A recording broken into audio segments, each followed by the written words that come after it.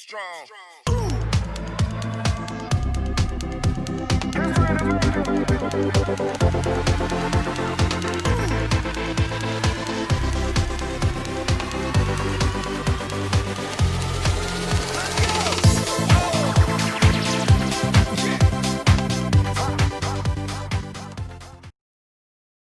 Halo, ketemu lagi dengan saya Pak Anton dalam latihan soal teks deskripsi bagian 2. Buat kalian yang belum sempat subscribe, silahkan subscribe dulu ya, biar bisa menerima informasi-informasi baru yang ada. Soal nomor 6. Bacalah paragraf berikut ini. Kantin sekolah merupakan sarana sekolah yang melayani kebutuhan makan dan minum bagi siswa.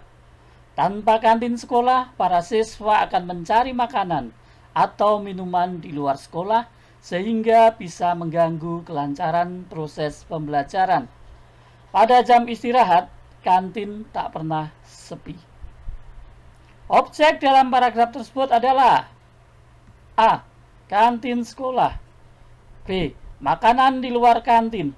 C. Minuman di luar kantin. D. Proses pembelajaran. Kembali kita ingat, objek adalah sesuatu yang menjadi bahan untuk dideskripsikan, digambarkan. Jadi paragraf ini membicarakan atau menggambarkan tentang apa? Iya, jawabannya A, betul. Soal nomor 7. Bacalah paragraf berikut ini. Ternyata masih dengan paragraf yang sama. Kantin sekolah merupakan sarana sekolah yang melayani kebutuhan makan dan minum bagi siswa.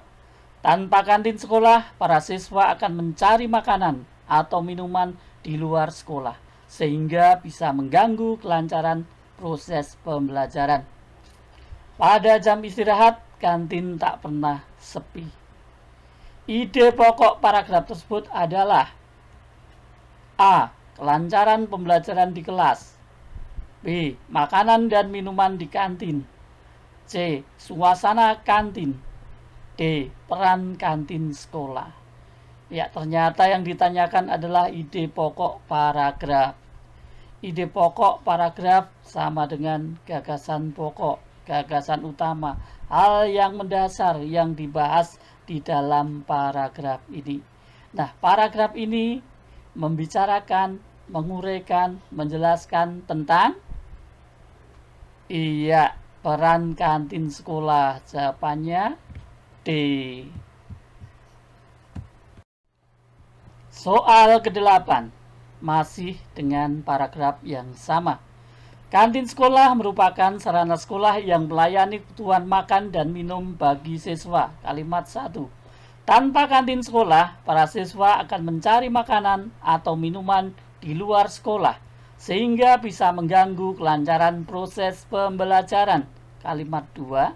Sekolahku memiliki beberapa kantin yang sangat setia melayani kebutuhan siswa. Kalimat 3. Pada jam istirahat, kantin tak pernah sepi. Kalimat keempat. Kalimat utama paragraf tersebut bernomor A. 1, B. 2, C. 3, D. 4. Kalimat utama merupakan kalimat yang mengandung gagasan utama paragraf. Terkait dengan kalimat utama, pada kebanyakan paragraf, kalimat utama biasanya terletak di awal paragraf. Kalau tidak, ya di akhir paragraf.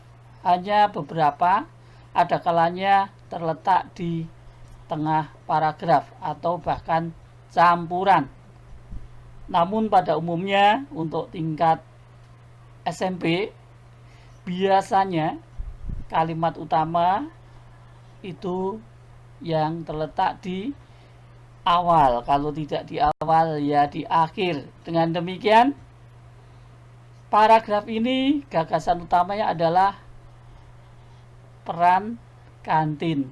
Nah, maka kalimat utamanya yaitu A. Soal nomor 9. Bacalah paragraf berikut. Di lantai 2 juga tak kalah luasnya. Lantai 2 ini biasa digunakan oleh para siswa untuk berdiskusi dan mengerjakan tugas. Karena dilengkapi dengan wifi, sehingga mereka bisa berselancar di dunia maya dengan sangat mudah dan cepat. Pertanyaan yang jawabnya terdapat dalam paragraf tersebut adalah: A. Berapakah luas lantai 2 sekolah kalian? B. Materi apakah yang biasa didiskusikan siswa di lantai 2 tersebut? C. Mengapa para siswa bisa leluasa berselancar di dunia maya saat berada di lantai 2? D. Berapa jumlah wifi yang terpasang di sekolah kalian? Pertanyaan-pertanyaan yang ada, silahkan kamu cermati satu persatu. Kemudian tentukan jawaban untuk masing-masing pertanyaan. Apakah ada tidak di dalam paragraf. Nah, setelah kalian cermati, maka kalian akan menemukan pertanyaan mana yang jawabannya ada di dalam paragraf.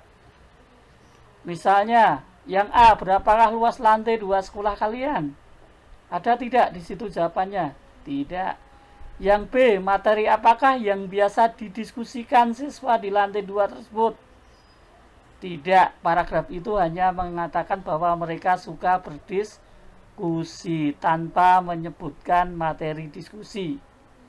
Yang C, mengapa para siswa bisa leluasa berselancar di dunia maya? Ya, mereka bisa berselancar di dunia maya karena di lantai 2 dilengkapi dengan wifi. Yang D, berapa jumlah wifi yang terpasang di sekolah kalian? Terpasang wifi tapi tidak disebutkan jumlahnya. Maka jawabannya adalah yang C. Soal nomor 10. Bacalah paragraf berikut. Di lantai 2 juga tak kalah luasnya. Lantai 2 ini biasa digunakan oleh para siswa untuk berdiskusi dan mengerjakan tugas. Karena dilengkapi dengan wifi, sehingga mereka bisa berselancar di dunia maya dengan sangat mudah dan cepat. Arti kata berselancar pada paragraf tersebut adalah: A. Bermain selancar. B. Mencari informasi dari situs di internet. C. Meluncur di atas es dengan sepatu skate. D. Berjalan di atas air dengan sekeping papan luncur. Kata berselancar, kalau kalian buka KBBI, akan menemukan beberapa makna. Nah, dalam soal ini yang ditanyakan adalah makna berdasarkan konteks. Maka berselancar dalam kalimat ini yang dimaksudkan adalah B. Mencari informasi dari situs di internet. Nah, sekian dulu untuk latihan soal kali ini. Jangan lupa subscribe supaya kalian bisa dengan cepat memperoleh latihan-latihan selanjutnya. Terima kasih.